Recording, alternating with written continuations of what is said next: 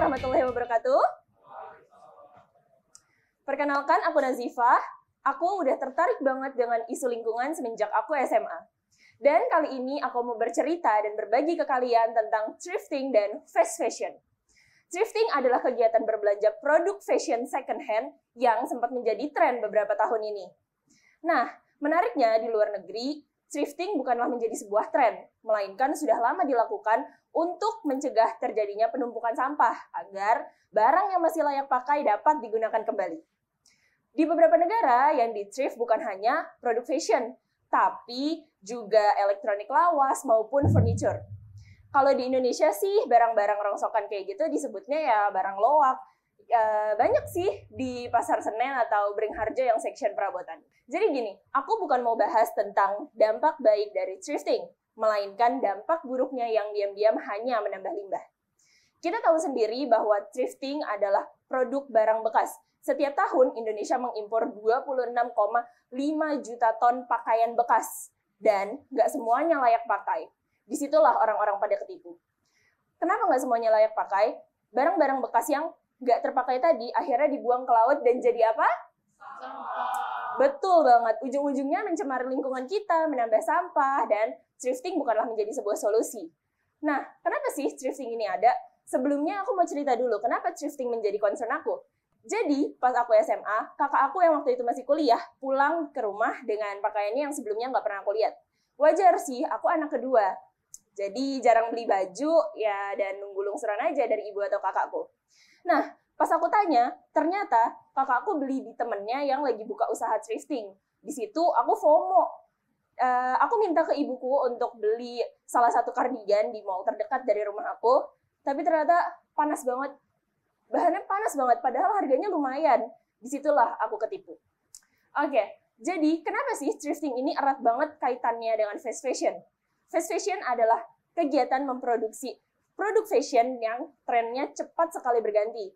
Karena perputaran tren yang cepat ini menyebabkan kualitas produk yang diproduksi menjadi tidak maksimal, mulai dari pemilihan bahan hingga hasil akhir. Bahkan, kalau misalnya kita telusuri, produk-produk kayak misalnya Uniqlo, H&M, bahkan Zara, itu kalau udah out of season, itu udah nggak dijual lagi. Kita nggak tahu kan produk yang nggak dijual lagi ini kemana.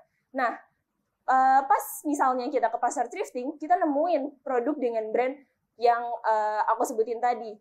Nah, disitulah mereka disebut dengan fast fashion.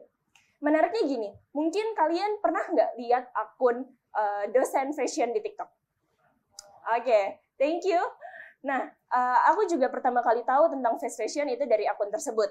Ternyata produk seperti H&M, Uniqlo, Zara yang mereka bilang itu adalah produk fashion timeless. Tapi ternyata mulai dari pemilihan bahan yang digunakan sampai cara mereka mengelola waktu produksinya itu sangatlah nggak efisien dan mencerminkan bahwa mereka adalah produk fast fashion.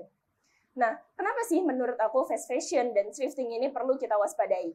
Yang pertama, kalau misalnya kita terus-terusan melestarikan tren fast fashion ini, melestarikan tren thrifting ini, menurut data dari Goodstats pada tahun 2050, sampah tekstil di seluruh dunia akan mencapai angka 300 juta ton. Angka yang sangat fantastis hanya untuk sebuah sampah tekstil.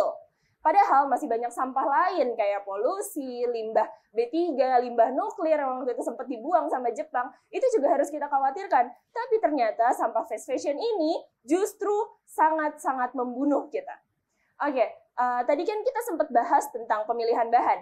Nah, produk fast fashion kalau misalnya kalian tahu itu terbuat dari bahan polyester. Bahan polyester sendiri adalah bahan yang memiliki campuran dari plastik. Mungkin teman-teman saat ini yang bahan bajunya nggak nyaman atau misalnya berasa nih pas lagi dipakai ternyata dia nggak nyerap keringat. Mungkin aja bahan-bahan tersebut terbuat dari polyester.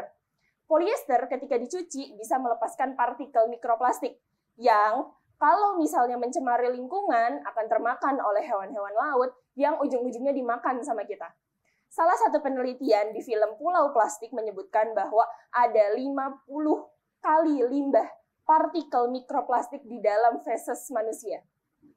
Jadi selama ini dari barang-barang yang udah kita pakai ternyata masuk lagi ke tubuh kita sebagai penyakit. Nah, Kenapa thrifting ini perlu diwaspadai juga? Ternyata karena thrifting ini barang bekas, makanya bisa saja dia membawa penyakit untuk kita karena barang bekas belum tentu steril.